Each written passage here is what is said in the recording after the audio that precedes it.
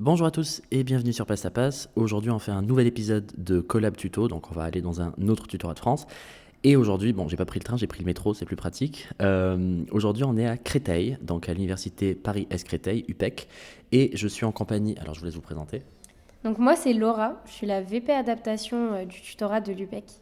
Et moi, c'est Lynn, je suis tutrice dans le pôle adaptation de Laura, du coup. Super. Donc, du coup, comme vous l'avez entendu, on a donc. Alors, t'es aussi dans le pôle bien-être. C'était l'an dernier, du coup, que j'étais Ah, dans le pardon. pôle. Ok. Désolé, j'ai confondu. Donc, du coup, on est avec, comme vous l'avez entendu, Laura et Lynn. Et aujourd'hui, on va parler surtout des situations qui nécessitent éventuellement une adaptation pour les étudiants. Et on va parler plus généralement et plus largement aussi bien du handicap que d'autres situations comme des troubles visuels ou des troubles de lecture et d'élocution. Et on va parler de tiers-temps, on va parler de ce qu'on peut faire au niveau de la fac et du tutorat pour pouvoir en bénéficier. Et pour ce faire, je vais vous poser déjà la première question. Est-ce que vous pouvez définir les situations qu'un étudiant ou qu'une étudiante peut avoir et qui justifieraient du coup d'avoir droit à ces situations d'adaptation particulières? Alors au sein de notre fac, il n'y a pas forcément de situation particulière qui, qui nécessiterait forcément une adaptation ou non. Par exemple, nous au sein du tutorat, pour obtenir du coup nos adaptations et être dans mon pôle, on va dire entre guillemets, ce serait, c'est à l'étudiant lui-même de s'inscrire directement lors du G-Form d'inscription donné au début de l'année pour du coup bénéficier de toutes les adaptations que je mets en place. Et pareil, au sein de la fac, c'est pas forcément, il n'y a pas un trouble qui ferait qu'on obtiendrait plus une adaptation qu'un autre. C'est vraiment propre à l'étudiant et c'est à l'étudiant de rapporter donc tous ces tests directement au SSU et ce sera décidé en commission. Donc ça dépendra vraiment de l'étudiant, de la gravité des troubles, de à quel point ça peut l'impacter, à quel point ça peut être compliqué pour lui au sein des études. Et moi, en tant que VP adaptation, je ne sais pas forcément quel étudiant a quel trouble. Donc je ne sais pas forcément s'il a forcément besoin d'être dans mon pôle ou pas, s'il a plus besoin d'une adaptation d'une autre.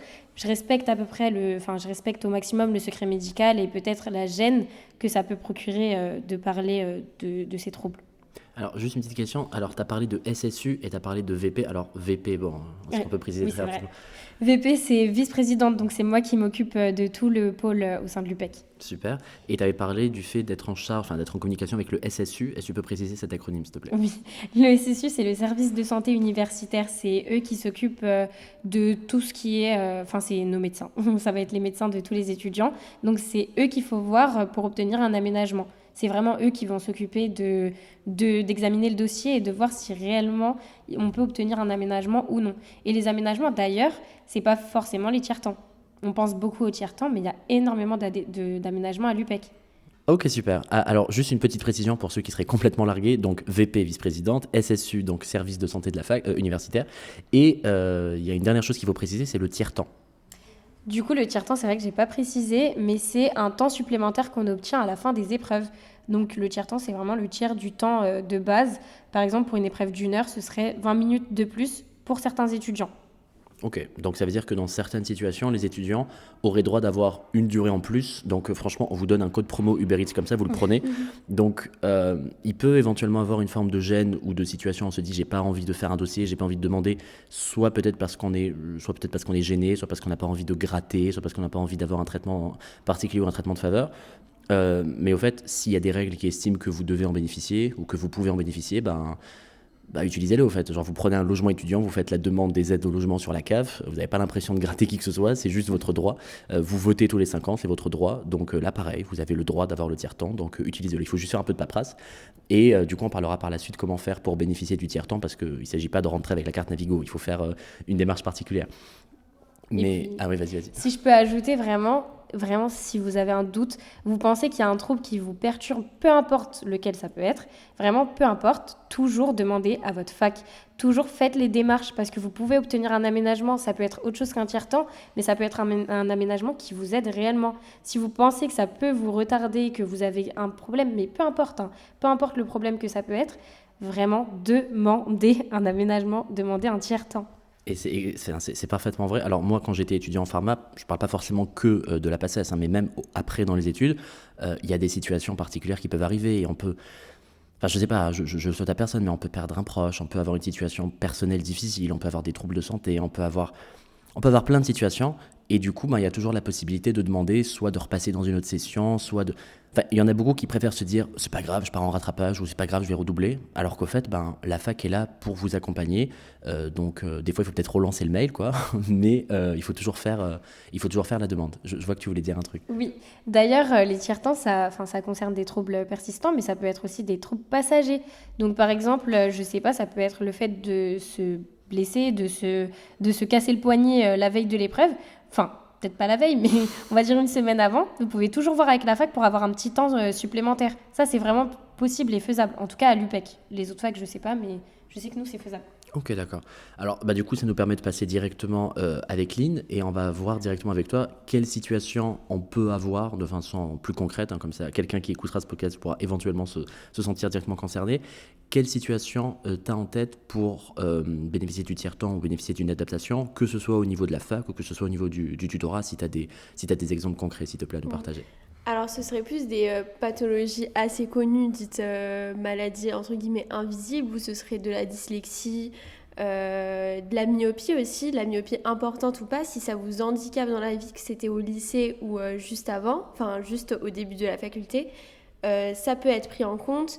On aura l'autisme aussi, c'est quelque chose dont on parle très peu, mais il y a des barrières en fait que les autistes vont avoir par rapport à leur vie quotidienne et ils vont se dire que vu que personne ne le voit, je ne vais pas forcément en parler, je ne vais pas forcément mériter ce tiers-temps comme quelqu'un qui a quelque chose qui est connu. Donc ouais, les autistes, est-ce que tu as d'autres idées, Laura ? Après, ce serait des troubles, enfin des maladies un peu plus complexes et un peu plus handicapantes peut-être, mais dont on peut ne pas forcément penser, mais ça peut être l'épilepsie. On peut demander à avoir un tiers-temps pour l'épilepsie parce qu'on peut avoir une crise malheureusement en pleine épreuve. Ça peut être aussi l'endométriose.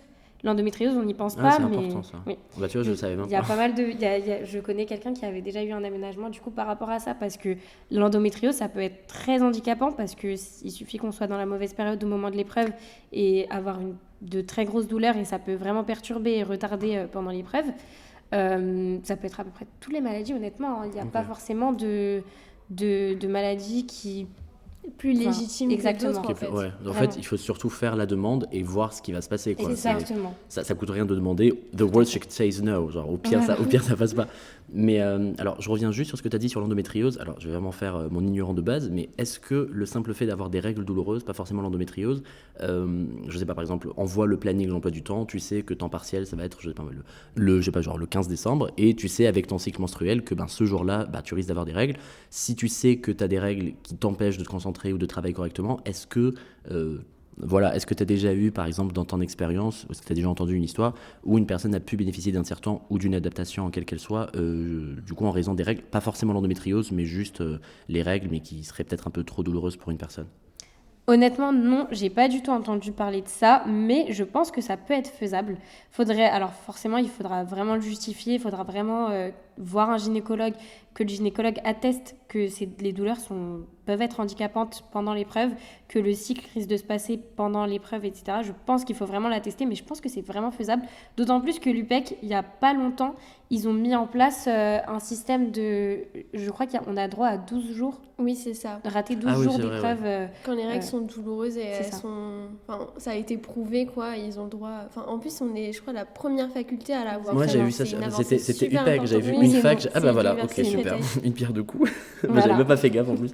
Ah bah génial. Donc vraiment, ils sont assez renseignés là-dessus et assez avancés. Donc oui, je pense que ça peut l'être. Mais il faut vraiment la tester pour le coup. Ok. En fait, voilà, genre, j'ai fait exprès d'en parler pour essayer d'avoir une idée un peu plus sur... Quand on parle du tiers-temps, c'est pas forcément avoir un handicap très très visible ou un truc qui vous vient en tête en mode genre ça doit être forcément à ce niveau-là de gravité ou ce niveau-là de sévérité ou quoi que ce soit. D'ailleurs, j'en profite pour parler d'une autre maladie qui est très très invalidante qu'on ne voit pas du tout, la migraine. Ne pas confondre les maux de tête, en mode oh là là j'ai mal à la tête, vite un Doliprane, et la migraine qui est une vraie maladie chronique invalidante avec une douleur limite dans certaines études équivalente ou supérieure à la rage dedans. C'est quelque chose qui peut vous tabasser très fort. Donc, on a peut-être la tendance, et je pense que c'est ça un peu le message de cet épisode, de se dire c'est pas grave, ça va passer. Et il y a peut-être un côté un peu sympa de se sentir guerrière ou de se sentir guerrier, de se dire je vais quand même y arriver. Mais ça vous empêche pas de quand même le faire en ayant les meilleures possibilités. Gardez en tête que c'est un concours et que si vous pouvez avoir plus de chances de réussir, Oui, c'est ça. balèque au fait, genre mettez les chances de votre côté. Et encore une fois, il n'y a pas de honte à prendre un congé maladie quand on est malade, il n'y a pas de honte à aller voter une fois tous les 5 ans, il n'y a pas de honte de bénéficier d'un droit. Donc il n'y a pas de honte de bénéficier d'un tiers-temps quand vous en avez droit. Vous avez des droits, c'est pour, c'est pour pouvoir les utiliser. Et puis d'autant plus que ça reste un concours et quelque chose Bah auquel oui. on ne pense pas forcément, les crises d'angoisse. Vraiment, pour les personnes qui sont de nature très angoissées, les crises d'angoisse, ça peut aussi pour les crises d'angoisse, on peut aussi bénéficier d'un tiers-temps parce que ça retarde. Bah De la même façon que les autres troubles, ça peut retarder pendant l'épreuve. Et donc, Voilà. tiers-temps pour tout. Toujours essayer quand même de faire la demande et Exactement. de toute façon c'est la fac qui va juger, qui va évaluer, donc si vous sentez que c'est pas légitime, faites la demande et puis c'est la fac avec le médecin de la fac et comme quand on a parlé du SSU qui va pouvoir en bénéficier, enfin qui va pouvoir en attester du coup. Peut-être Vas-y, que vas-y. tu veux que j'explique à peu près le processus pour obtenir un tiers-temps à l'UQAM. Ah bah justement, c'était ça, Voilà. j'allais faire la transition. Donc maintenant qu'on a vu un peu quelle situation et surtout ce qu'on pouvait plus ou moins avoir, donc typiquement le tiers-temps, donc là du coup on va voir avec Laura et Lynn comment faire pour du coup bénéficier de ce statut particulier, de ce statut au sein de la fac et du coup quelle démarche faire pour l'obtenir. Alors juste une précision, on va surtout parler du coup de ce qui se passe à Créteil. Mais bon, entre Créteil et Limoges, je ne suis pas sûr qu'il y ait des différences très très importantes, donc c'est toujours intéressant à écouter. Je vous laisse la parole. Alors, au sein de l'UPEC, pour obtenir une adaptation, ça commence d'abord du coup par le rendez-vous avec le médecin traitant. Si vous en avez Alors là, on va parler des cas de personnes qui n'ont jamais eu d'adaptation et qui veulent un tiers-temps au moment de l'entrée à la fac. Mais ceux qui ont déjà eu des tiers-temps avant, généralement, ils ont tous, la plupart, les comptes rendus qu'il faut, tout ce qu'il faut. Donc, vous pouvez prendre directement rendez-vous avec le SSU de la fac pour directement voir avec lui concernant les modalités. Par contre, du coup, pour une personne qui n'en a jamais eu précédemment, il faudra prendre rendez-vous avec le médecin traitant qui va l'adresser vers les spécialistes concernés. Une fois qu'il a vu ses spécialistes, du coup, il aura des examens avec ses spécialistes en question et ce sont eux qui vont faire un compte-rendu. Et c'est les résultats des comptes-rendus qu'il faudra apporter au SSU. Ils doivent être les plus récents possibles. Généralement, si les comptes-rendus datent de trop longtemps, ils risquent de vous renvoyer vers les spécialistes pour revoir l'évolution. C'est quoi le délai à peu près quand tu dis les plus récents? C'est quoi? C'est genre 3 mois, 2 mois? Non, je pense que ça dépend des cas, mais je pense que de préférence moins d'1 an. Ah Moins ok d'1 an, d'accord, moins de ouais. 2 ans. Donc si ça se déroule pendant l'année, ça reste quand même bon. Ah oui, tout à fait. Ok d'accord. Donc du coup, une fois qu'on a vu ces spécialistes, on apporte les comptes rendus au service du coup de santé universitaire. Je sais pas, je pense que oui, pour toutes les facs, c'est le SSU. Donc vous leur apportez directement les comptes rendus et c'est eux qui vont examiner en commission, en tout cas à l'UPEC, en commission si oui ou non vous pourrez bénéficier d'un aménagement. Et l'aménagement, c'est pas uniquement le tiers-temps. On parle beaucoup du tiers-temps parce que c'est le plus connu et c'est celui qui est le plus utilisé, mais il y a énormément d'aménagements disponibles selon Ok. les facs. Et est-ce que tu peux nous donner par exemple quelques situations d'aménagement en ligne s'il te plaît? Donc nous, dans notre faculté, il y a plusieurs types. Par exemple, le temps qui sera un petit peu plus long, il y aura l'accès aux locaux dans l'idée où la faculté, il va forcément y avoir des escaliers, etc. Donc l'accès à l'ascenseur pour les personnes qui en ont besoin. On va avoir l'installation du matériel dans toutes les salles. Donc tu veux dire que la fac va installer du matériel qui n'existait pas si jamais il y a un étudiant qui en a besoin? Oui, c'est ça. Ok, donc est-ce qu'il y a un quota ou genre à partir d'une personne, la fac est un peu tenue ou va mettre en place ces installations? Je pense que c'est l'installation individuelle. Il y a forcément les installations groupées, donc que ce soit les rampes, les choses comme ça. Mais je pense qu'il doit y avoir aussi quelques installations individuelles, mais tout dépend des cas. D'accord, ok. Bah tu vois, ça je C'est savais vraiment pas. toujours Ok. propre à chacun. Ok. Il y a aussi pour les personnes sourdes et malentendantes, ce que je ne savais pas du tout, que j'ai appris aujourd'hui, c'est qu'ils peuvent être accompagnés d'une personne qui connaît du coup la LSF, donc la langue des signes française, ce qui est super utile pour eux parce que c'est pas forcément des études où ils sont où c'est très adapté quoi, donc être accompagné par ça ou mais même Vraiment, ouais. pendant les ED et tout ça, pendant les cours avec les profs, avoir un interprète LSF, ça peut être vraiment, vraiment aidant pour eux. Ou juste avoir un accompagnement tout court en fait. Oui. Alors j'ai juste une petite question, peut-être un peu naïve, mais vous avez dit c'est la LSF, langue des signes française. Attends, donc ça veut dire qu'il y a des langues dans la langue des signes? Genre il y a la langue des signes allemand, Oui. Ah bon? Il y avait le moyen de faire un truc universel. Ah ouais. Vous avez fait des variations Ouais. régionales, mais c'est complètement débile. Selon Pourquoi vous faites ça? savez pas ça? Mais si, selon le... Parce que je l'ai apprise du coup, et selon l'endroit, selon le pays, la langue change complètement. Mais pourquoi vous faites ça? Il y a Mais l'opportunité de oui. faire une langue universelle vraiment. et vous embrouillez. Je sais pas du tout, mais c'est comme ça. C'est bête. Ah oui, donc il y a une langue des signes anglaise, Ouais, française. donc entre langue tu des parles signes anglais, française et français. anglaise, il y aura une marge Quoi? dans certains signes qui sera assez différente, ou sur certains mots par exemple.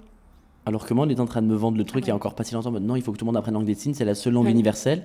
Et là maintenant, vous allez faire un. Oh, mais c'est complètement. Genre, en plus, t'imagines, il y faire aura confiance à une personne. variation, genre le patois, le truc, le Oui, mais oui. Mais c'est pas Il y a des possible. accents. L'accent aussi. Oh là là. Et donc, du coup, voilà, il y a quand même clairement la possibilité d'être accompagné par un interprète en langue des signes si jamais on est sourd ou malentendant. Et je me rends compte que c'est peut-être un peu bizarre de dire ça dans un podcast, ou si vous êtes sourd et malentendant, peut-être que vous n'allez pas entendre ça. Mais, peut-être que vous connaissez quelqu'un dans cette situation et que vous pouvez lui faire passer le message. Voilà. Bon. Parenthèse mise à part, on était du coup en train de parler. Non, mais au fait, il faut bien que l'information passe et Oui. après elle communique Oui, par oui. d'autres canaux. Mais voilà, si jamais vous connaissez quelqu'un ou si jamais vous savez que quelqu'un est dans cette situation, N'hésitez pas. exactement, à l'en informer. Et qu'est-ce que je voulais dire d'autre? Je sais plus ce que je veux dire. Oui, voilà. Et donc, du coup, tu disais quoi, du coup, également sur la LSF, pardon? Moi, je disais que je sais que cette adaptation, elle est possible. Par contre, je sais pas si vraiment ça a déjà été mis en place. Je sais pas exactement toutes les modalités pour l'obtenir. Je sais qu'il peut y avoir des aides. Je crois, il me semble que ça peut être gratuit en plus. Ok. Ou alors obtenir assez d'aides pour que ça soit vraiment pas cher du tout et accessible à tous. Mais par contre, le problème, c'est qu'il n'y a pas assez de communication là-dessus. Enfin, la preuve, On vient de l'apprendre Voilà. aujourd'hui. Et peut-être vous aussi, du coup. c'est ça, il n'y a pas assez de communication là-dessus et du coup, là, ça peut bloquer beaucoup de gens pour s'inscrire à cette formation justement pour ça. Enfin, c'est vraiment la com, s'il vous plaît. La com du PEC. Ben voilà, donc il faut en parler. Et du coup, faire en sorte que ces informations et ce qui est possible, du coup, d'avoir, enfin, ce dont il est possible de bénéficier soit quand même plus largement connu. La preuve, autour de cette table, il y avait quand même les 2 tiers qui ne savaient pas que c'était possible avant aujourd'hui. Donc, voilà ce qui est possible vis-à-vis de la fac. Est-ce qu'il y avait d'autres choses que tu voulais nous citer, Lynn, sur ce qui est possible vis-à-vis de la fac, ou est-ce qu'on a fait un peu le tour? On a fait un peu le tour. Après, pour tout ce qui est... Alors nous, le concours en LSPS 1, c'est sur tablette. Mais pour tous ceux qui ont des épreuves écrites, il peut y avoir aussi des aménagements avec la fac pour obtenir une tablette si jamais vous avez un problème pour tout ce qui va être écrit. Ok, d'accord. Donc là, on a vu à peu près ce qui était possible d'avoir d'un point de vue adaptation vis-à-vis de la fac. Et du coup, maintenant, on va parler de tout ce qui est possible d'avoir vis-à-vis du tutorat en termes d'adaptation avec le tutorat, et spécifiquement avec le tutorat Paris-Créteil. Peut-être que c'est le cas dans d'autres facs, peut-être que non, mais si vous écoutez cet épisode, peut-être que c'est l'idée d'enrichir un peu le tutorat avec d'autres idées, comme on a fait la dernière fois avec Bordeaux. On espère. J'espère. Et alors, juste une petite précision avant que je vous donne la parole sur le tutorat. Pensez quand même que il n'y a pas que, on va dire, les adaptations d'un point de vue une situation médicale qui nécessite une adaptation, mais pensez aussi à aller voir directement l'assistante sociale de la fac si jamais vous avez une situation compliquée, qu'elle soit familiale, personnelle, un problème d'argent, un problème de famille, un problème de logement, on n'arrive pas à trouver un logement dans certaines villes, genre surtout Paris, c'est la galère. Donc pensez au Crous et pensez aussi à l'assistante sociale. Encore une fois, vous avez des droits, c'est dans votre statut. Il n'y a pas de honte à aller voir le Crous. J'ai vécu au Crous pendant je ne sais pas combien de temps. Il n'y a pas de honte à aller voir l'assistante sociale. Et encore une fois, même si ce n'est pas une situation où vous vous sentez légitime, c'est pas à vous de décider. Vous faites juste le premier pas et c'est l'assistante sociale qui vous dit oui ou non, ou c'est la fac, ou c'est le SSU qui vous dit oui ou non. Et encore une fois, le pire, c'est un non. Mais si vous posez pas la question, il n'y aura pas de réponse. Oh, putain, c'est tellement beau ce que je viens de dire. Vraiment, j'aurais pas mieux dire. Et donc du coup, merci beaucoup. Et donc du coup, je vous laisse la parole sur qu'est-ce que vous mettez en œuvre au sein du tutorat pour les situations qui nécessitent du coup, enfin je veux dire pour les étudiants du coup, pardon, qui nécessitent ou du moins qui ont droit à ces adaptations. Donc nous, notre pod, il est géré par Laura, donc il est forcément super bien organisé, Ouais. super bien Tout à géré. Tout à fait. Et Grande objectivité. en gros, pour expliquer un petit peu ce qu'on fait, c'est que Laura elle va recevoir des fiches du pôle des fiches. Exemple, biocell cytosquelette, qui est une fiche extrêmement longue de ce que je me rappelle. Donc ce qu'on va faire, c'est qu'on va changer la police de base. Par exemple, c'est 11, on va l'agrandir à 15. On va augmenter l'interligne. La table des matières, on va un petit peu mieux l'organiser dans l'idée où ce soit beaucoup plus visible pour les personnes qui en ont besoin, donc toutes les personnes qui sont dans le pôle. Donc tout ce qui est image aussi, question d'agrandissement, question de couleur, l'idée que l'affiche soit beaucoup plus visible pour les personnes qui en ont besoin ou beaucoup plus organisée en fait. Sinon on va avoir, à part les fiches, on va avoir des audios. C'est quelque chose qui est assez nouveau, qui a été créé par cette innovatrice qui est Laura. Wow. C'est toi qui l'as créé? Non, c'est l'ancienne VP qui a fait les Elle t'a audios. donné le C'est truc, tu Héloïse. prends les lauriers et Mais tu te les vas. On va dire que c'est moi, mais malheureusement, c'est Héloïse, la Ah, merveilleuse VP de l'année dernière. Oui, et l'année dernière, il n'y commence avait l'année pas pour dernière. L2 en fait. Alors, l'année dernière, il y avait des audios que pour les fiches de SHS. Mais cette année, moi, Ah ma oui, nouveauté, voilà, c'est que je suis ok. partie sur des fiches un peu plus scientifiques. Voilà. Sur les autres matières, quoi. C'est des Exactement. petits podcasts où les personnes vont lire les Concurrence. fiches. Ouais. Ils vont lire les fiches, donc le cytosquelette, on va avoir quelqu'un qui va lire la fiche. Et comme ça, si tu es par exemple dans le bus en rentrant chez toi de la BU ou tu vas à la BU, bah, tu peux écouter ta fiche. Donc tu te sens beaucoup plus productif que si tu écoutais de la musique, par exemple. Totalement. Ok. Juste une petite précision, quand vous avez parlé des fiches, comme quoi on avait agrandi la police, l'interligne, etc. Du coup là, c'est plus à destination comment dire, d'étudiants qui sont dans quel genre de situation? Donc c'est plutôt des troubles, on va dire, visuels. Ça va être les troubles visuels, ça va être la dyslexie aussi, parce que du coup, les Ok. lettres sont plus grandes, plus espacées, ce sera plus facile pour eux de le lire. En fait, tout ça, c'est Héloïse qui l'a mis en place l'année dernière, et en fait, elle l'a mis en place par rapport à des forums qu'elle a lus, justement d'accompagnants de personnes dyslexiques ou en situation de handicap qui pouvaient avoir des problèmes pour lire les cours. Ok. Et à partir de la plupart des forums qu'elle a lus, elle a mis en place certains changements. Directement Qui au était sein du nécessaire. tutorat de Exactement. l'UPEP. Alors du coup, juste pour préciser, si vous n'avez pas entendu plus tôt, Héloïse, du coup, c'était celle qui avait le poste de Laura, mais l'année dernière. Exactement. Et d'ailleurs, les travaux ne sont pas passés inaperçus parce qu'il me semble que vous avez gagné Ah. une certaine récompense. Exactement. On a eu l'agrément ministériel l'année dernière avec une petite mention spéciale pour le projet innovant de l'année. Incroyable. Et du Donc, coup, très sympa. ça vous a été octroyé du coup pour le pôle adaptabilité, adaptation. En fait, depuis le début du podcast, je dis adaptabilité au lieu de dire adaptation, c'est insupportable. On te pardonne. Merci. Mais du coup, ça a été vraiment du coup une reconnaissance directement du ministère pour vous dire Exactement. bien joué les BG quand même. Exactement. Ok. C'est à peu près ça.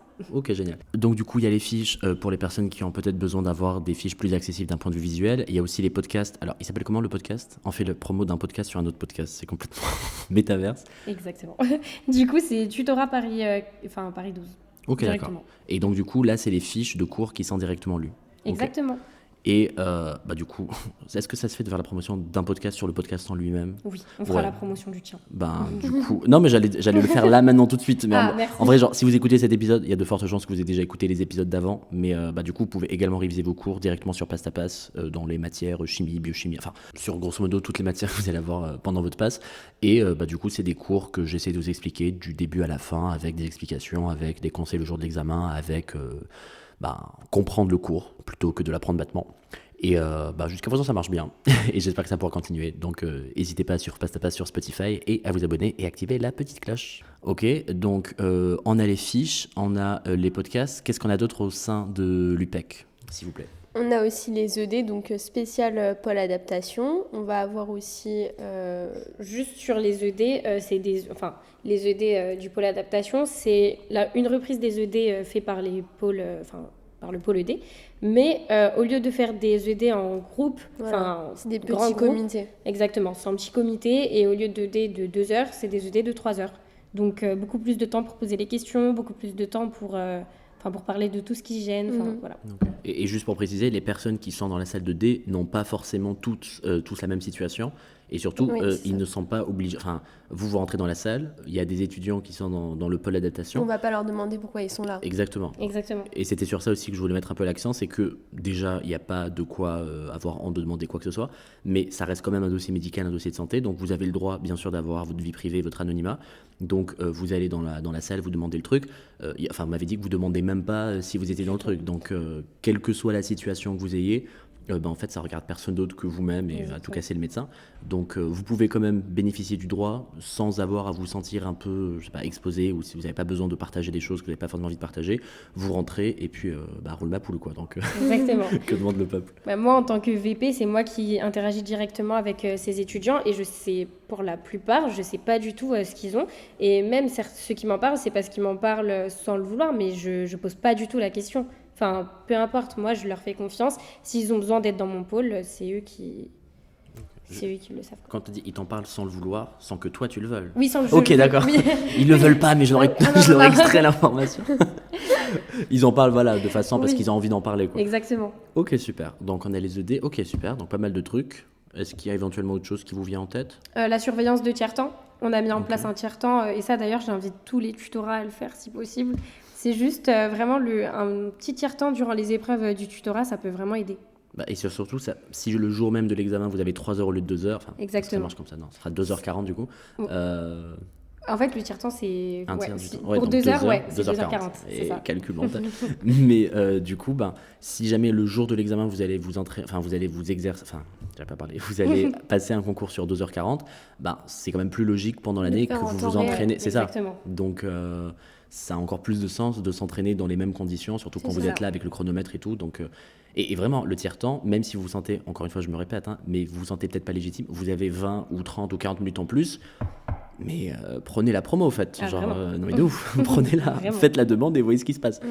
Et voilà, donc quand tu dis la La surveillance. surveillance, j'allais dire le surveil, mais complètement à l'ouest. La surveillance du tiers-temps, ça consiste en quoi concrètement? Genre, vous êtes dans une salle et... Alors, en fait, il y aura toujours des étudiants qui viennent surveiller les épreuves, mais eux, ils s'arrêtent au temps de l'épreuve. Donc, moi, j'amène mes tuteurs qui viennent justement surveiller le temps en plus. Le temps qui reste, quoi, le tiers-temps. Exactement. Ok, d'accord. Généralement, c'est des épreuves d'1 heure, donc il y a 20 minutes en plus. C'est pas toujours utilisé. Ok, d'accord, ça marche. Ben, c'est quand même pas mal de projets. Est-ce qu'il y a autre chose que vous voulez nous partager? Mais Le ça s'arrête parrainage, pas, du coup. toujours plus. Toujours plus. Bah, du coup, moi, alors, je m'occupe du parrainage cette année. C'est moi qui... Enfin, je sais pas si vous connaissez à peu près tous le parrainage, mais c'est un système entre des étudiants qui sont déjà, qui ont déjà passé le concours, qui du coup sont les parrains et marraines des petits P1. Du coup, et donc voilà, je sais plus ce que je disais, oui. Ouais, c'est le parrainage pour Voilà, c'est le parrainer les parrainage. petits P1. Et du coup, c'est moi qui m'en occupe avec du coup les étudiants d'adaptation directement. Comme moi, je suis un peu plus renseignée sur tout ce qu'on fait, tout ce qui va se passer, comment les aiguiller le mieux possible. Donc c'est vers moi qu'ils viennent dès qu'ils ont besoin de quelque chose, dès qu'ils ont une question. Et en plus de ça, on a le petit guide d'adaptation j'envoie à tous ces étudiants en début d'année, avec du coup le pourquoi, enfin toutes les démarches qu'il faut faire pour obtenir une adaptation et une petite checklist pour un peu tout résumer. Ok, Voilà. donc vraiment pour les accompagner, en Le mieux gros, ils possible. peuvent venir vers toi en mode je sais que j'en ai un peu besoin, Voilà, et tu les aides un peu à savoir, à Tout à faire les fait. démarches vis-à-vis de la fac. tout à fait. Et juste une petite question, est-ce qu'il y a une certaine deadline vis-à-vis de la fac? Oui. Jusqu'à quand s'y prendre? La deadline, alors oui, généralement il y en a une. Là cette année c'était fin octobre. Ah merde, ok, bon. Oui, Pour elle l'année passe- prochaine, là, Mm. mais est-ce qu'on peut le faire pour le S2 ou Ça c'est vraiment en justement début d'année? c'est exactement ma question. Et Ah, ok. c'est vraiment là le pourquoi du comment. Il faut que j'envoie des mails à la fac parce que j'aimerais bien savoir si c'est possible pour le S2 parce que bon. Genre si t'as raté la deadline pour avoir le tiers-temps C'est au ça. premier S, ouais, normalement il devrait pas avoir de trucs, hein, si t'as pas pris les bonnes dispositions avec le handicap ou la situation persiste. Exactement. Ok, bah ouais, ce serait peut-être une bonne chose qu'ils peuvent la mettre en place par la suite. Oui. Ok, ben pas mal de projets de la part du tutorat de Paris-S Créteil. Est-ce qu'il y a un autre mot que vous voulez dire? Franchement, les tutorats, essayez de faire la même chose, essayez d'avoir un maximum de mettre en place un maximum de choses pour les handicaps. C'est vraiment oublier et vraiment essayer d'y penser parce que on parle beaucoup d'égalité des chances, mais ça commence aussi à ce niveau-là, surtout à ce niveau-là, vraiment. Enfin, faut pas qu'un handicap, ça bloque dans l'accomplissement d'un rêve, parce qu'il y a beaucoup de gens qui rêvent d'être médecin, qui rêvent d'être kiné, qui rêvent d'être pharmacien, tout ce que vous voulez. Donc vraiment, les tutorats, essayez d'aider au max. Et tu voulais dire? Non, vas-y. Pour les futurs P1 donc, qui écoutent ce podcast ou les terminales, franchement, si vous pensez que vous avez un problème ou que vous êtes un peu légitime, n'hésitez pas à demander. C'est comme il a dit, la pire réponse que vous pouvez recevoir, c'est un non. Et je pense vraiment que le non est rare quand il s'agit de problèmes au niveau d'un concours qui pourrait jouer votre métier de rêve. Donc franchement, mettez toutes les chances de votre côté. Il n'y a pas de tabou, ne laissez pas place à votre ego en vous disant si les autres réussissent sans, pourquoi moi je devrais en avoir. Vous êtes totalement légitime. Et mettez tout de votre côté pour réussir cette année qui est vraiment, vraiment assez compliquée. Et surtout, on parle à un médecin, donc on est quand même dans le cadre du secret et tout. Donc Oui, voilà. voilà, c'est comme si vous allez chez le médecin, ne mentez pas à vos médecins. Voilà. Ma tante a l'habitude de dire, ne mens ni à tes médecins ni à tes assureurs. Donc voilà, il y a des fois, il faut surtout pas mentir, il faut dire la vérité.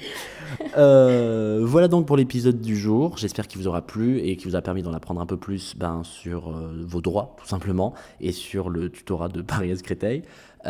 Merci beaucoup à Laura et à Aline et au tutorat. Merci à toi. Merci beaucoup d'avoir accepté de faire cet épisode et pour leur hospitalité dans cette merveilleuse salle M06 de Paris-Est Créteil en préfabriqué parce que la fac est en travaux. N'oubliez pas de vous abonner au podcast sur Spotify et sur Instagram. N'oubliez pas également de vous abonner directement sur le tutorat de Paris-Est Créteil. Là, sur Instagram. Exactement, sur Instagram, c'est Paris 12, c'est ça ? C'est Tutorat Paris 12. Tutorat Paris 12, voilà le Insta. Et si vous prévoyez de faire vos études ici, donc comme ce qu'on avait dit pour Bordeaux, n'hésitez pas à les contacter même pendant votre année de terminale ou votre année de première si vous avez des questions pendant les vacances sur les matières, est-ce qu'il y a des conseils sur les mineurs à prendre, etc. Et on se retrouve très prochainement pour une prochaine méthode d'étude, parce que cet épisode va sortir en novembre, donc le calendrier des méthodes d'études continue. Et prenez soin de vous et gros bisous. Gros bisous. Au revoir. Salut.